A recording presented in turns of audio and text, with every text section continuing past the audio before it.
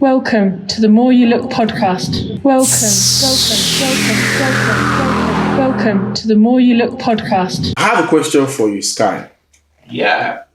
Should people be held accountable for things they posted online over a decade ago?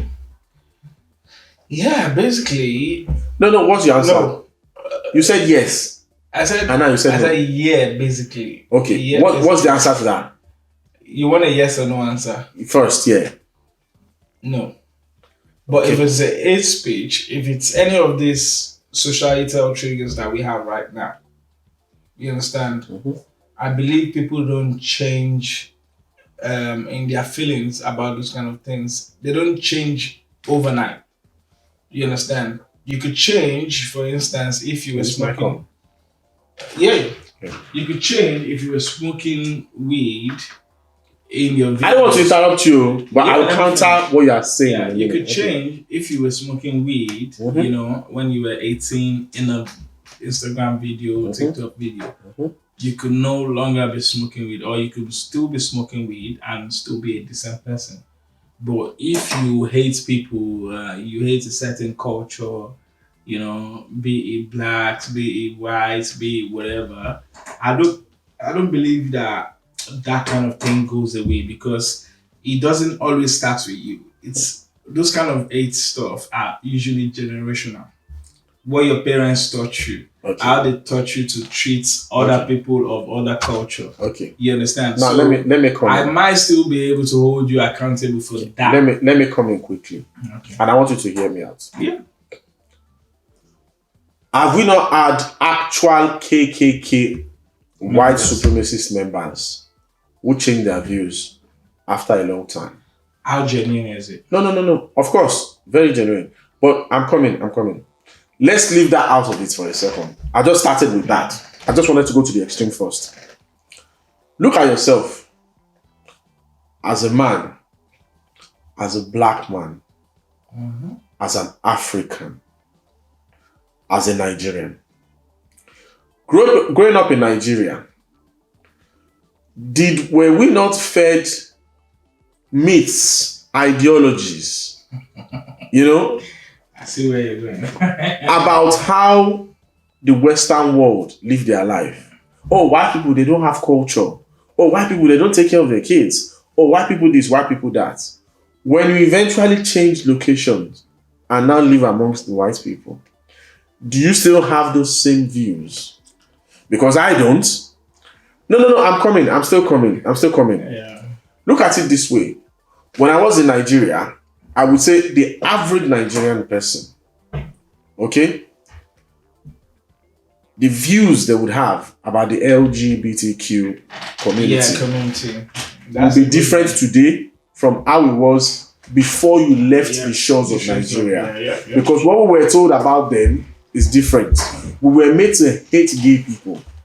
Gay people go straight to hell. That is what even religious, even now, but in Nigeria today, Nigeria today, if you are gay, you are liable to go to prison for 14 years. Yeah, that's the responsibility. Let me finish. Now, growing up in Nigeria as, you know, as a teenager, okay, growing up, seeing everybody have the same view, or the general consensus is that being gay is evil.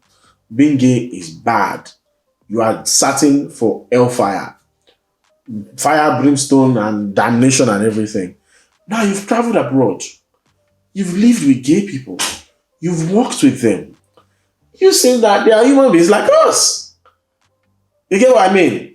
Now, your views are changing. What if you've posted something online when you were in Nigeria? Now you've traveled out 10, 12, 13, 14, 15 years later. Your views have changed. Now an employer or somebody has seen the things you've written 13, 14 years ago. Now you start losing jobs, you start losing opportunities. You are now viewed in that light, even by the court of public opinion. Okay. Why is it we are not giving ourselves room for growth, for change? Because even you are saying that you will hold me accountable, liable for things posted online over a decade ago. I not change? I didn't say things general. Like I said, I said. How many people do you see today wearing boot cuts?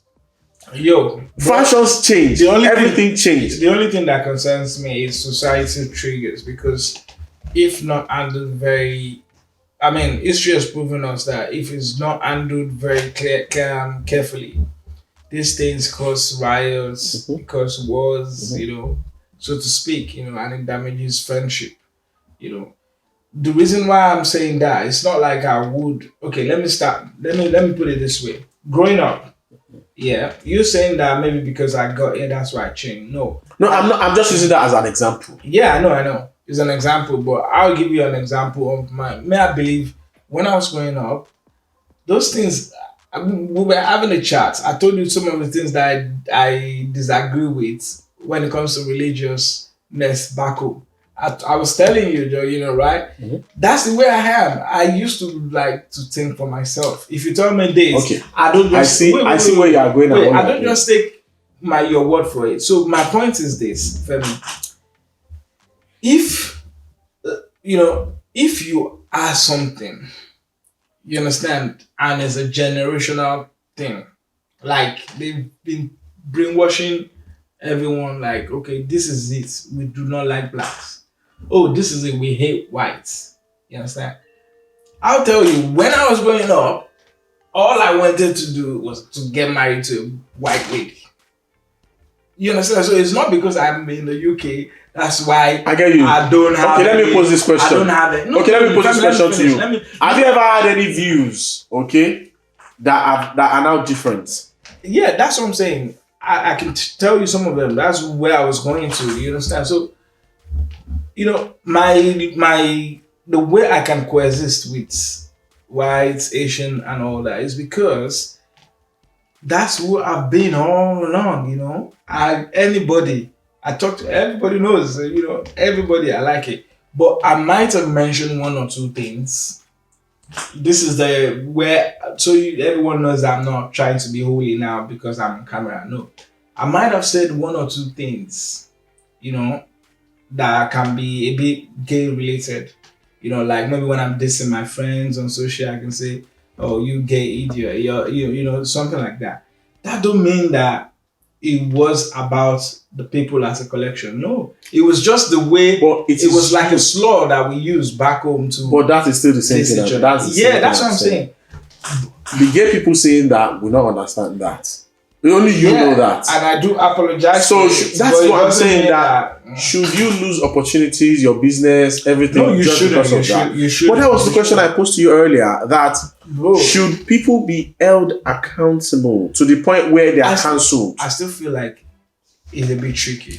See, when it comes to racism, it is because of things like this. It's because of things like this. I dedicated a whole weekend. I swear to God, a whole weekend to do research. I went to Google how to delete a collection of your Facebook stuff updates. That means you have a lot of skeletons. Bro, it took me a while. No. I went to delete from like 2008 or 2009 when I joined Facebook. I deleted all my updates, all my status updates up to this point. Because you see, like you now, we have opposing views on this to a point. Really. And I don't want to find myself in a position where something I may have said in ignorance, like over a decade ago, will now be used against me now that I'm a totally different, totally changed person. We mature. But one thing you should add is we mature. The court of public opinion doesn't know that. No, they don't care. Remember when, what's his name, Kevin Hart lost a very important gig. He was supposed to host the Oscars. Yeah. Then they went to dig out. And people are so quick with this thing. They will just go and pull out something you tweeted from 2008. It's like politics. People actually have time for. People will sit down and look for these things, and they'll pull it out. And I just think it's crazy. I should delete too. What if Femi? What if one of us becomes the president of Nigeria now? And they want to come and give me. My guy, let me tell you, you have gone off track. If you become president of Nigeria, nothing will happen to you. We know that. Exactly. They do whatever they want. Yeah, but what if I don't want to be triggered, please. That word president and Nigeria is a trigger. What if I find myself in the House of Lords in the UK? My guy, that word president and Nigeria together is a trigger, please. I don't want to get involved. You make a very valid point. I mean, I just feel that. Well, you know, I just don't want people to get away with it. You know, because what we found out during the Black Lives Look at it this way. Look at it this way. If I tweeted maybe in 2008, if I went on Twitter and I put there that, oh, these gay faggots, I can't stand them. You know, I hope they all burn in hell. And now in 2021. I'm actually totally cool with gay people. I've got gay friends. I think they are some of the coolest people on earth. I've given job opportunities to gay people. I'm totally for the LGBTQ community. And then somebody goes back to dig up something I said in 2008 when I was immature, when I was ignorant of that fact. Is there no space for growth? Bro, you win me. You won me over, but Femi, the reason why I just didn't want to agree with you 100%, which is a bit of is this. Mm-hmm. During Black Lives Movement, I watched the news. A lot of white people coming out saying we support this thing. Then the same neighborhood where they wrote Black Lives Movement on the roads. Mm-hmm. Not okay. Let's I know what talk you're talking about. People who came out to paint over the thing. And overnight, yes. Let me tell you, I personally know somebody. You understand? And the person has left. The same person will come back tomorrow and say, "I'm not racist." I personally know somebody. This person has left my place. They will get away with it with this kind of. This person has left my place of work now. Them. If you go on our Facebook profile picture is black, as Black Lives Matter. This person is a white person, and I know that she actually hates black people from all her actions, things she has said and stuff. That's what I'm saying. But you see, here's the thing: you have to give people the chance. To show you let's that they are different. I agree with that. 100%. You get me? But I just this so-called cancel culture thing, for me, as long as it doesn't have anything to do with pedophilia, those are some of the society. Because there are some lines. There are some lines you do not cross. Yeah. Bro, you get me? Everybody can want to justify their own, like pedophilia now, for instance. Are you telling me that? I mean. Maybe because I watch too much of American movies, but you understand, from the things that I can see, you understand, and the little I know about pedophilia, it doesn't go away just... I mean, I don't think people get, what do you call it, rehabilitated. But for me, I still believe that we should be able to, understand that people change, people grow. People are open to learning new things 100%. And unlearning things. We get mature. So we shouldn't always take people's livelihoods. You know, when you mentioned about things that were taught back home, one thing that occurred to me is this: when we're back home, you didn't have to coexist with an Asian person. You didn't have to coexist with a is your environment. All you knew was your environment. You were ignorant to outside world. And the same thing goes for a white person that was here that's never. A good example is this guy, this rapper, The Baby. That Baby, yeah. I think he went on a concert or something and he said something ignorant that has to do with the gay community.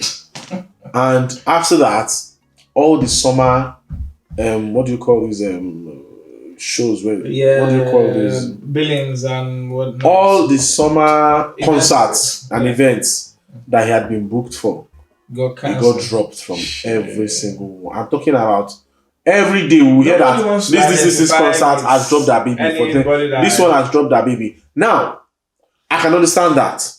Okay, because it was something he said right now, in the moment, right now. They didn't pull out a tweet from 16 years ago, you see? Mm-hmm. So him saying it now means this is what he believes. He's still ignorant. Mm-hmm. So even at that, fine, you've cancelled him. He has lost millions. But people should not 10 years time. People should still have the space to grow.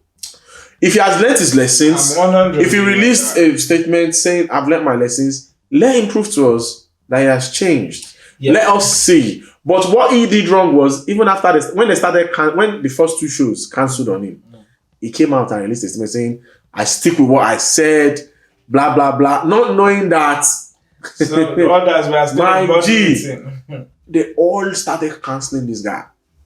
Cancelling, dropping him from all the summer shows. Do you know how much? You get me? Now let's put the money aside. You said this thing, you are telling us that, oh, you are not willing to grow, you are not willing to be open to learning and unlearning, so you can move forward, a better person. All right. Speaking about why I feel like people don't just change it. For me, I agree with you 100%. You know, like I said, you make a very interesting argument for change. And we all mature. That's the thing. The way I viewed things before I was married is different from now. So that's 100%. But there was this Rwandan lady the president that mentioned something that's regulatory towards their female footballers. That she said all of them had flat chests. I saw it on social media as well too. What I was trying to say is this: you see, all this kind of thoughts is what is generational. Because in Africa, women don't play football. Then if you play football, then you look like a man. She just didn't say gay, but that was where she was going. So you get these are not things that you just think easily and just say it. It is creeping. It's just somewhere below in your memories that this is your attitude towards things. So when you have an opportunity to say what you feel about it, it just jumps forward, and that's the first thing you say. Because if you had to think about it to say it, you understand, you would have carefully thought about your words. I get what you mean, though. I think we can agree to disagree, but I do get where you're coming from on that. Yeah. So moving on, I have a question. Before I ask my question, welcome to another episode of the More You Look podcast. What do you do, guys? I remain your friend, your host, Femi Anthony. And I am Sky. Yeah. So, if every religion claims to be a religion of peace, why does religion impose more suffering on the world than any other concept? Yeah, shaking table. No, please, let's talk about this. Everybody, I mean, if you're from Africa and you're from Nigeria, which I still feel like is the biggest headquarters for churches. Nigeria is. I understand. Yeah. I still believe everybody knows that, except they are in denial, but everybody knows that religion is the biggest shackle. It is bigger than slavery in the world today. Let's take it from the angle of Islam. Now we need to tread carefully, because Islam, as Muslims will tell you, is a religion of peace. Yeah. I don't disagree, okay, but this is the way I see it. The people who have killed, millions have been killed from time. Over people who hide behind the cloak of saying they are doing it for Islam, right? Yeah. Islam is not the evil here. Islam as a religion is not to blame. The people hiding behind that cloak to perpetrate evil and kill people, all right? They are the evil ones. Yeah. Let's come down to Christianity. I know pastors who preach spiritual healing and all that, knowing fully well that their congregations. See, the thing with Christianity, especially practiced in African countries, especially, let's use Nigeria now as an example, it's almost as if the moment you declare yourself to be a Christian and you join the church and you say you belong to this church, it's almost as if your brain particles suddenly just lock down and switch off. Now, these pastors know that whatever they tell their congregations will take. Hook, line, and sinker. Now, let me give you an example. When I came to this country, the first church that I attended, because I didn't want to. Well, for me, church is a place to make connections, meet people, fellowship in togetherness and all that stuff. Yeah, especially when you are new in a new country. Some of the places where you meet people like yourself is church. Usually church, isn't it? You get me? So I would go to this church, and every time I could see that the angle for this pastor was spiritual healing. And I realized that there are people in this church who would probably suffer from all sorts of ailments, high blood pressure, diabetes, all sorts of stuff. And they would continue buying for anointing oil and stuff like that. We know these things go on back home. Yeah. But when I got posted to this health center, where I began working at that time, guess who would pop in almost every week to see doctor for checkup? Almost every week. And he would see me and it would hurt, it got so awkward every time we saw each other, And I just thought, why is religion this way? Well, for me, I don't know. That's your experience, But my own experience, what I would say is this: everybody knows religion, big shackle. Now, I don't believe anyone is being forced. It's like a willing prison that people just walk into it by themselves. Man. Especially once they start once they start raising you up. Do you know? No, family. Let me okay. Now, in terms of people selling, oil, anointing oil, and then themselves they're checking into hospital. Like I said, the evidence is there for all of us to see. When I was growing up, my mom would tell me, "Oh, this person said this. They said this kind of prayer and all that," and we will fight over it because to her, I will speak like I'm the devil because I will say, oh, "Okay, if Baba, let me say, I'm going to use a Muslim name because I don't want it to sound like I'm calling anyone back home. Mm-hmm. So I will say Baba Muhammad. If Baba Muhammad said I should fast and pray and I'll be rich, why can't he not just fast and pray and move out of that area that we are? No. For me, we are breaking it out one after the other. Yeah. I was still going to get to the traditionalists. Yeah. Okay. Yeah. But what we are saying is, if you look at Islam, if you look at Christianity, the people who have hidden behind these things to perpetrate evil. Yeah. You get me? I would rather these religions don't exist at all. But then, as human beings, we need to ask ourselves. We need to ask ourselves. How do we know what the state of the world would be without any religion? You think it's bad now? It could be worse. It could be worse. It could be worse. It could be worse and it could be better. It could be worse. You never can tell. Because if you take the traditionalists too, people who go there for money rituals and money prayers and stuff. How do you agree to somebody who is literally almost in rags themselves? But let's not fool ourselves. Nowadays, if you go to Babalawos now, they use the best cars. They use iPhone. What we are talking about iPhone. Laptop. Babalawos now have fleet of cars. Because when they do things for the fraudsters and stuff, you have to. In terms of the Babalawos, what they do is this: they cannot because they know they can't do it for themselves because they know the evil. They'll do it for you and get you to give them because they know the evil behind it. If they do it for themselves, then probably they can't actually use it the way. Oh yeah, I do not seen rituals that they will say. You can do it, but you cannot help your family. I'll remind you of something, and I'm sure some of our followers who probably know us from university will remember this. Do you remember somebody called Big Man? I know you were going to remember. This guy owned houses everywhere in school those days, but he would always be in rags. He never wore shoes. And his families were spending lavishly. His daughter was giving all those money to students, So, I just feel that religion, personally... And you forgot to add, and you see a lot of all his properties, at least like 40% of them are always locked up. Yeah, empty. Nobody's staying there. Personally, I just feel religion has done more harm than good. Yeah, see, it has. Everybody knows, but I'll still reiterate this. No one is forcing you. Yeah, no one is forcing you. Besides, let's be honest. Think for yourself. It's a two-edged sword kind of thing.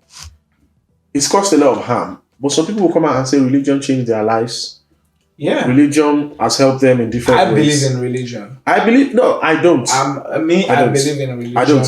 Another question I'll ask you is, why is it that you religious people, you get triggered when you see people who are non-religious in any way actually being nice and kind-hearted people than those religious people?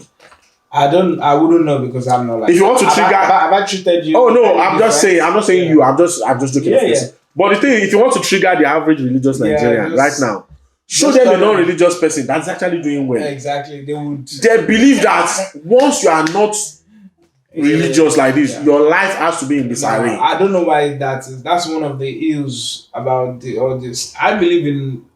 No, I wouldn't say believe in religion, but I believe in spirituality. Like I believe, like I said, I believe there's a God, and I believe that is due praising. But we don't have to go kneel down in front of anybody to be able to have a relationship with that higher power. I cannot even do it. For the life of me, you understand? Before, I used to moan about churches like Redeem. I mean, the one, not all of them as general, but the one in Ibadan Expressway. Because when we were going to Osu then, you have to check the day that. Oh, I'm sorry. Those people were all they had. They are just nuisance. You have to check the day you are going because you could end up getting stuck in traffic for 4 hours, 5 hours, 6 hours, like that. And imagine you that you're going to a school that has curfew. After they have curfew, you cannot arrive there later than 10 at some time when it's really hot.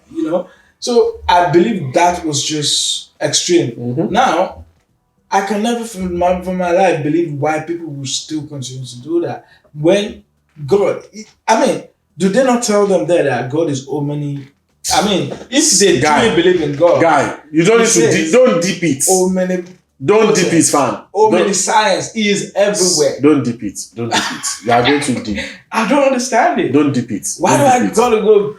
Don't do queue it for hours. I just feel if you're a religious person, always have other people, always consider other people that are not religious. It is not compulsory. Yeah. Like recently, Don't force your religion. Yeah, I saw a video recently of a man in this country, in England here, that was preaching on the roads, town center. It was constituting so much nuisance, public disorder. They had to call the police. And then when the police came, you know what this guy was doing? He was pointing at the police like this, preaching to him that, look, you will die and you go to hellfire. You have to give your life, to the point where they continuously told him, like, please stop this. You are constituting public disorder. Until they had to arrest this guy and they put handcuff on him. And this is the thing. I know the funniest thing, bro. Sorry, don't forget that point. When he comes out of jail, he will say God delivered him. He will say God delivered him now. He will say the devil. Those people were working for the devil. Yeah, and that is the problem. We Africans have allowed religion to so much change the beauty of religion. Our thoughts, our thinking, that we cannot even live amicably with other human beings. Look at the noise pollution in Nigeria. I think some of the states now, they've put something in place where you can actually get, churches and mosques can actually get closed. So, places of worship can now get shut down if they are constituting noise pollution, public disorder, and stuff like that in some states now in Nigeria. That's a welcome. Which is a good thing. I just feel that. Are they going to hold it to the latter? Are we going? No, yes, no. I have actually read of some places be able to bribe their way out. No, I've read of some places of worship scapegoats that have been shut down. Scapegoats. Due to. But that's not even the argument. Will you say MFM, Redeem, and there's a new one, and there's another one there? Would you say that's not nuisance? I see what you mean, but baby steps. That's all I can say. What do you want me to say? Those ones are scapegoats. Baby steps. You know what, Sky?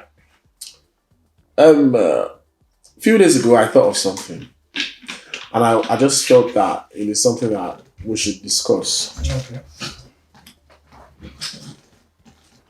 Closure is what I would call it. I hope it's not what. And when I say no, when I say closure, let me give you an example. A good therapist once said, "Your parents didn't wake up and think of how to fuck you up, hurt you, and mess up your life. Truly do your life, yeah. Most of them did their best. They did what they could do, and their best was unfortunately terribly lacking. So I just feel that many of us need to come to a place where we forgive our parents. And it's easy for me to speak about this now that I've been a parent for over a decade, It's hard, bro.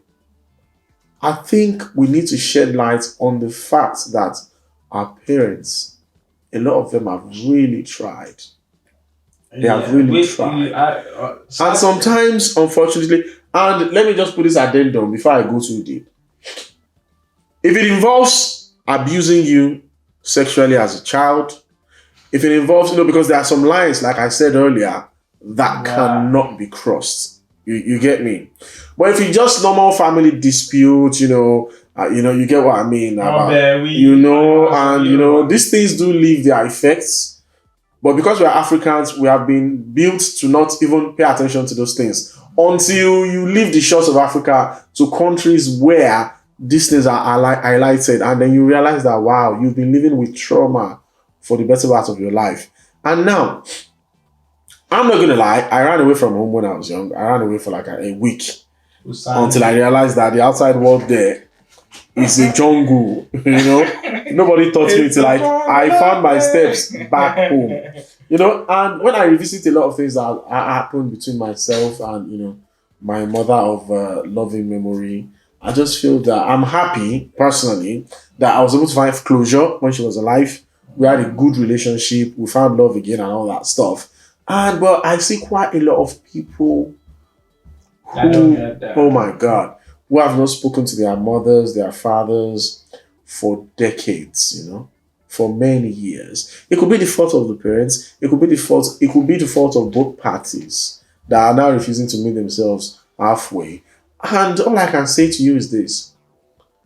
You don't want to wait till you lose that person before you, sort of realize, what they say. I'm not sure what I want to say. I'm not sure if all this will actually sink in, but if you help someone, it will be a joy. But here's the thought: you will never know the sacrifice a parent made. Being a parent highlights it, doesn't it? You become a parent. That's the thing. You will never know. There's no, except you are a grateful child right from time, or there's not so much of. Let me come at you from another angle. What of the many things that they hid from us? Yeah, that's what I'm saying. You will never know. The number of times my mom will make dinner and will tell you that she doesn't really like that food. Yeah. But she's saying it so that the food can be enough for you. You would never know, except you're just, if you're lucky that you growing up, there's not much tension between you and some families have it, understand? all rosy. You understand? Then you're lucky. Trust me. But if you go up and there's some tension, believe me, it is worth the tension. No, you can't. No, we can't really say it's worth the tension because let's be honest with each other. No, what I'm saying is the value of that your parents. Yeah, a lot of people will look at it and say, "Well, I didn't ask to be born." So when you bring people into this world, it is your responsibility. No, it's your responsibility to raise the kids that you bring into this world. That is correct. I agree with that. That it is your. Okay, let me tell you something. Will you bring kids to this world and then abandon them? Funny enough, for me. When we talk, I think you are missing my point here. No, I get your point. I want to talk. When you bring children to the world, it is your responsibility. I know where you are going. No, something happened to me this week. Okay. When we talked about what did we say earlier about culture? The white. When we used to say back home that whites have no culture. To some extent. Even Americans, if they want to come to England, they say, "Oh, you're traveling for some culture," because Americans they don't really have any culture. You understand? The British have some sort, which I think is dwindling, because if you look at them 1860s movies and all that, you will see courtesy and all that. All that is lost. Some even come in my car, a boy of 16 years old, and they're saying, "Hey, you alright, mate?" I'm like, I don't blame you if you can say that to your dad who is like 50 or 60 at home. How much me? You understand that you don't know. But that's not the point. But when we're talking about that, it didn't occur to me. But something happened. I picked up a woman, and her son. This boy can't be more than 9, 10 years old. My kids are 7 and 8, right? So I want to ask a question. Now, I picked up this woman and a kid from around the office here, about 4 miles out. So when we got there, this woman had shopping. This guy did not unload the car. I mean, he did not load the car in the first place. You said he's like 10 years old, right? 9, 10. He did not help the mom with a single thing. He just once he opened even the door, he was doing as if he can't. Big boy, like Botsy, you know what we call Botsy back home. The guy opened the door a little. I can't open it. The mom opened it, and the mom loaded vehicle. That's a child, though. No, I could have helped her. It would have been different if you are talking about maybe a 16 or 17 year old. Listen, that's just a kid. Femi. That's why I said I'll ask you a question at the end of this. Now I was gonna help the woman. Normally I help my passengers, but for the fact that she didn't teach the boy some sense, that's the way me I see it. I get what I purposely did not. I just held the door open for her and let her do it because she's used to. She likes it that way. That's why she didn't teach. Now my kids.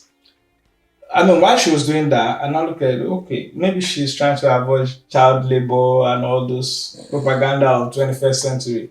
But my kids, when we go shopping, I make it fun for them. They don't carry everything. No.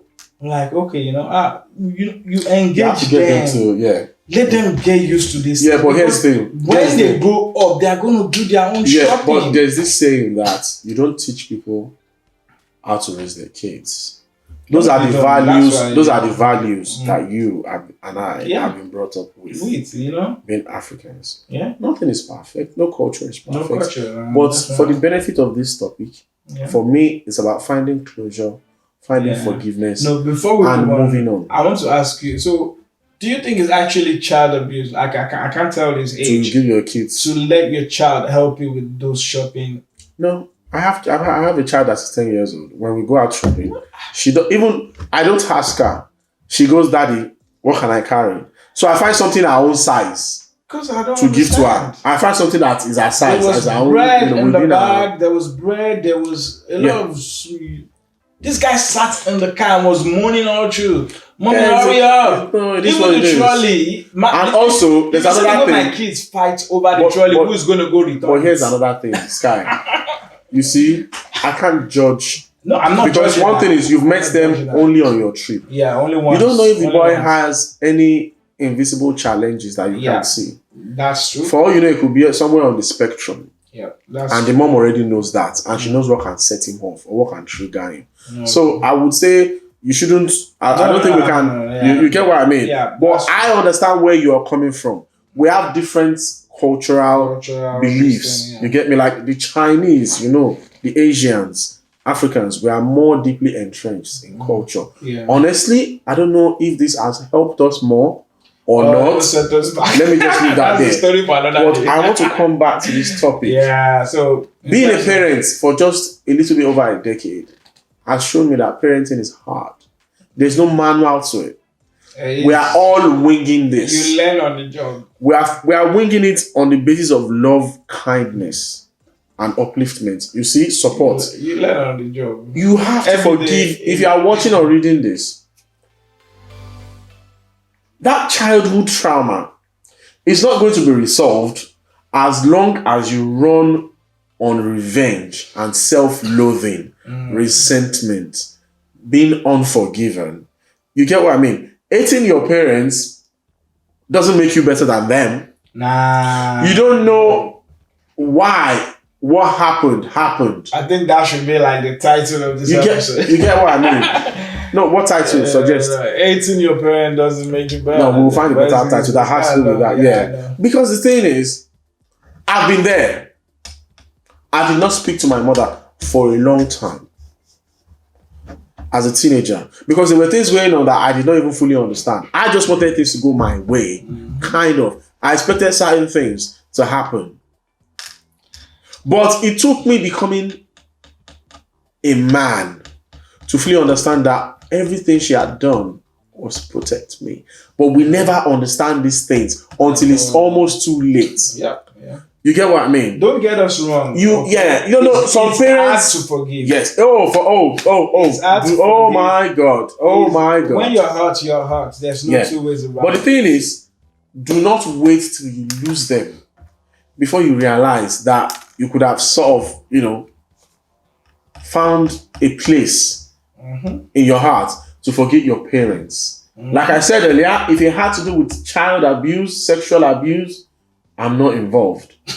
Okay? But if we're talking about the general issues that families have here, maybe they wanted you to be a certain kind of person because they thought that is what would empower you for your future. Some parents in Africa, they're like, you have to be a lawyer, you have to be a doctor, you have to be this, and you're just saying, I just want to be a musician. And Africans will get that in plenty. You get me? They want you to be a lawyer, you go and or maybe your parents are not in agreement with the kind of wife or husband that you've chosen to, to be with. There are different, general issues that families have that tear them apart, that causes friction and stuff. But you will have to learn to forgive your parents for the mistakes that they have made. If that is the only way that you yourself can be better parents for your children. Yeah. You get what I mean? You can't continue carrying that grudge. It's so exhausting and draining. Then I know this. In addition, I don't think your children should see you engaged in hating their grandparents. You get what I mean? Because yes, whatever happens, I will continue saying this because I've read some heart-wrenching stories of parents who actually expose their children to be sexually exploited for money. I've read so much of that in this country. I've read of parents in Nigeria that actually impregnated their own daughters. There's loads of shit. You get me? So when it comes to things like that, there are some lines in life that should not be crossed. But I'm talking about general family issues that causes friction and stuff. You have to learn to let go, man. You have to learn to find that place in your heart to forgive your parents, to forgive them for the mistake they've made. Yeah. Because when you lose them to the cold hands of death, trust me. All right. I'm going to say this as well.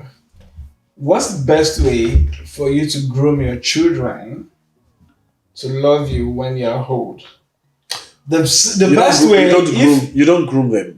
I'm going to use groom. Excuse my language. No. I know what I mean, but I'm just saying you don't teach people to love you. Yeah. Even your own children. What's the best way to set an example? They grow into it. If you have... Wait. One of the best ways to set an example is their own grandparents. Who are your parents? Show them how you want to be treated when you're... I'm sorry for interrupting you there. If you don't get it... I see what you mean, yeah. If you don't get that, then I'm sorry, I can't help you. We have to learn to be kind to each other. Understand?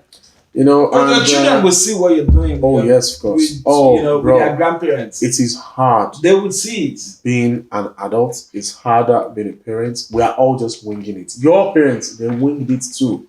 And they tried what they could. Exactly. You get me? And look at you today.